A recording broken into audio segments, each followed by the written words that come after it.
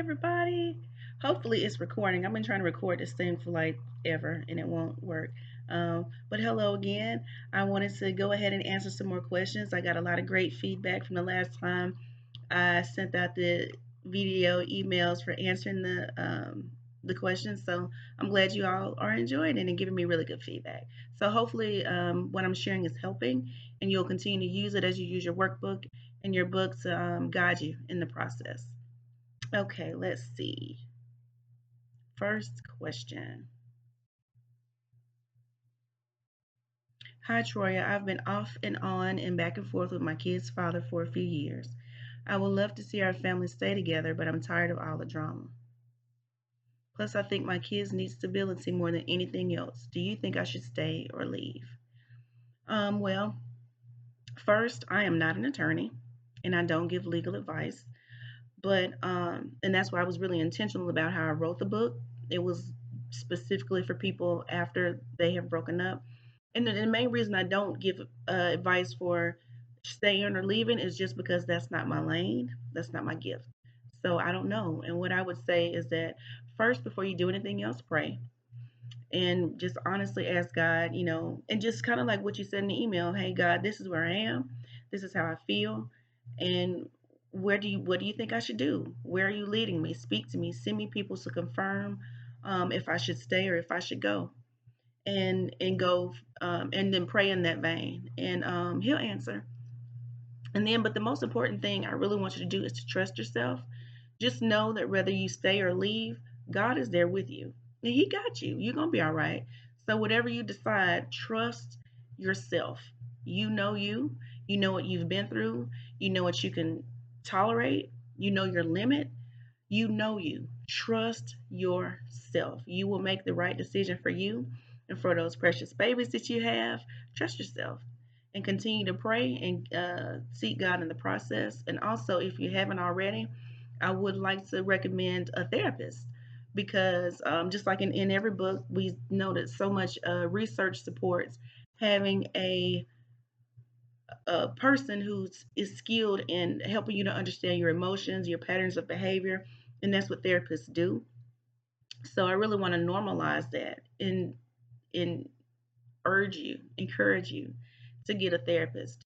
If you go to the website psychologytoday.com, there's a lot of other ones, but this particular one will allow you to choose a therapist based on your region.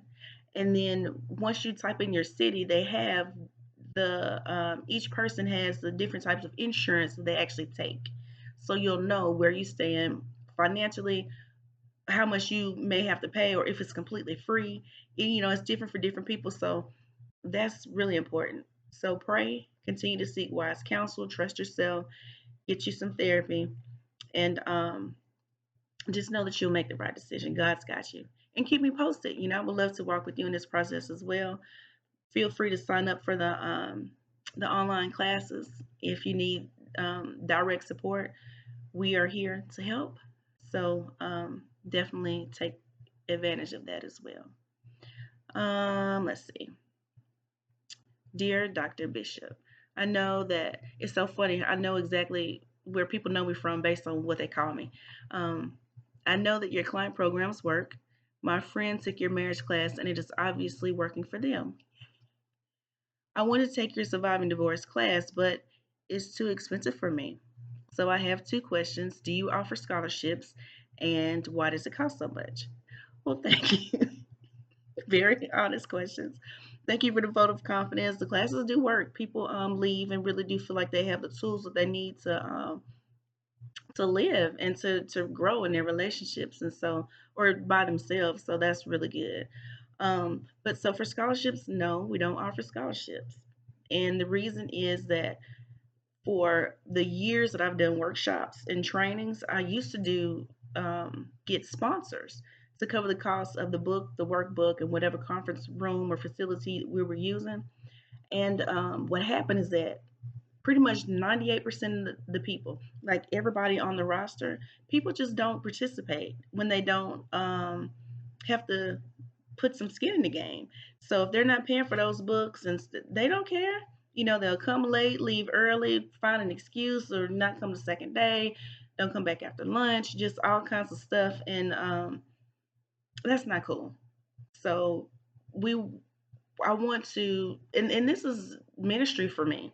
And I want people who want to grow, who want to be helped, who want to live the life that God has called them to. Not people that's just, doing something because they know they're going to get a free lunch and can pass time. I really want people that are going to be 100% committed to the process. And providing people with free stuff, they typically just aren't committed.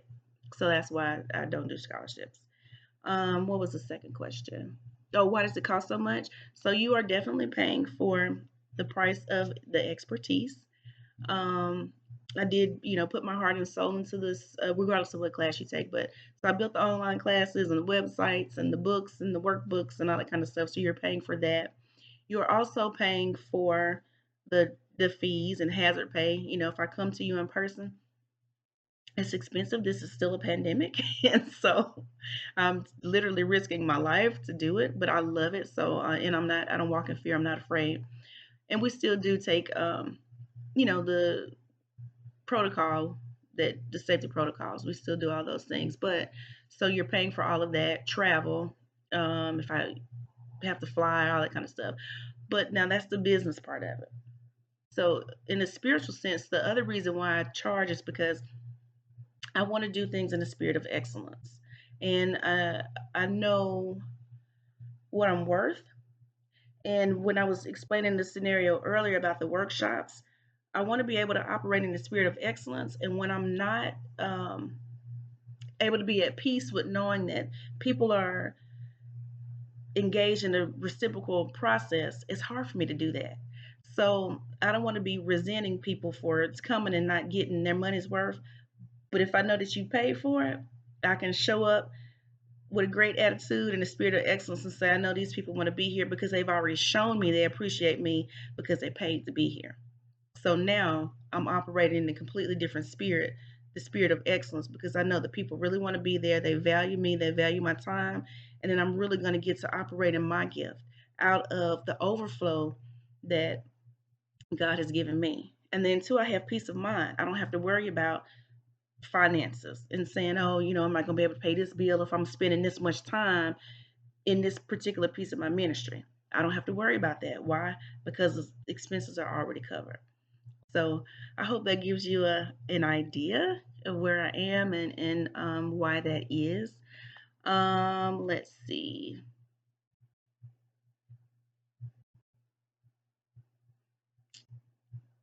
Dear Dr. Bishop, my divorce is final and the judge ruled that we should have joint custody. I'm freaking out and I can't stand the thought of being away from my kids. I stayed in the marriage as long as I did because I didn't have my father growing up. I get so tired of hearing about deadbeat dads that I swore I would never be one. How do I get through having to move out and share them every other weekend with their mom? Oh, well, first, I'm not an attorney and I don't give legal advice. I share my thoughts based on my education, my expertise, and my lived experiences. And first, I want to congratulate you for not being a deadbeat dad, for being concerned, for seeking counsel, and for caring. So that's a great step. And let me just clap it up for you. That's really good. A lot of people don't make decisions from that place of being intentional with how they treat their children. So I really want to congratulate you, and I want you to really take a moment and allow yourself to feel proud because again, most people do not operate in the spirit of caring about how their children think and feel after the divorce. And that's why you see just a crazy aftermath with so many different people. So thank you for doing that and for centering your children in your process. So again, congratulations. What I would say first is pray and ask God to give you the spirit of peace. Um, we've seen so many different times in the Bible where Jesus speaks to peace, but my favorite story is where, my favorite story where he's speaking to peace is where He's on the boat with the disciples, and the storm comes, and he's sleeping, and they're like, how are you sleeping in the storm? But when he gets up and he goes to speak to the storm, he says, "Peace, be still." And that's him commanding peace, because peace is a spirit, and he's commanding peace to stay there and to be with them in that time. And so, just like he commanded peace to stay with them, you can command peace to stay with you. And you can command peace in your heart, peace in your mind, peace in your spirit, peace in your physical environment, even if it doesn't feel like peace should be there. Peace is a spirit, and you can command it to stay, and it will. So start with that. And then, of course, with prayer, and inviting God into all of the decisions that you make. And the other thing that I found really helpful with my child, specifically when I went through divorce, is using fivelovelanguages.com. And on there, they actually have a test that you can give for your children to see what their primary love language is. Now, I say that because you're saying you don't want to be separated from them and not being able to spend that time with them in the home. But most human beings receive love in 5 ways: quality time, physical touch, words of affirmation, um, gifts, or acts of service. So let's say, for example, your children don't even have quality time as one of their love languages, and you're freaking out about it. You may be wasting time being anxious for no reason, because you can still be an excellent father outside of the home. And even for me, with my daughter, when we did the test, what I found is her love language was words of affirmation. And she had even said before, and she was maybe like 9 or 10 at the time, but she had even said before that sometimes she feel like I don't love her. And I'm thinking, how is that possible? We do everything together. I buy you stuff. You wear the nicest clothes. I make sure you have everything you need for school. I just didn't get it. And then when she took the test and I saw that her love language was words of affirmation, it really made sense, because I wasn't being direct with telling her, wow, you did a great job. Or, I really like it when you do X, Y, and Z. Or you sang so beautifully. I mean, she's a vocal major in a performing arts school. And so, me shifting my intention with how I loved her in her love language made a world of difference. And so, I think you'll find that it'll do the same for you as well. Um, and the other thing I would say, make sure that you are registered. Since y'all do have joint custody, make sure that during the registration process at school, that you are listed on all of your children's information, your email address and your phone number, so that you can stay on their mailing list and you can know what's actually happening in the school. They can contact you for concerts and fall festivals and stuff like that, and make sure sometimes that you even initiate contact with their teachers to just say, hey, I'm so and so's dad. How's he doing in your class? Is there a way I can support him in your classroom, or just whatever? Be intentional with how you handle the school, because remember, most of the time that your children spend is at school. So that's a big way on how to connect and how to stay engaged and being able to ask them questions.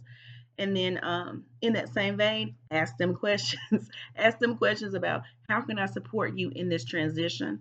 I would definitely, like I said in the book, be mindful with limiting the word divorce and how much you use it, because you don't want to give it more power and make it sound like the boogeyman.